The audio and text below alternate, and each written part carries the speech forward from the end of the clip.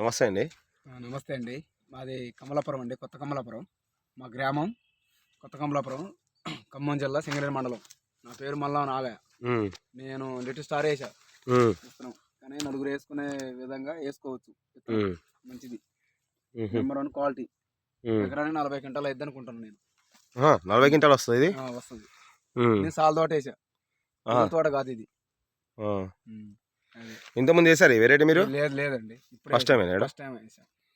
నల్లి గిట్ల తట్టుకుంటుంది? నల్లి తట్టుకుంటుంది. అసలు ఇంత కూడా నల్లి లేదు, వచ్చి చూసుకున్నా అంతే ఉండాలి.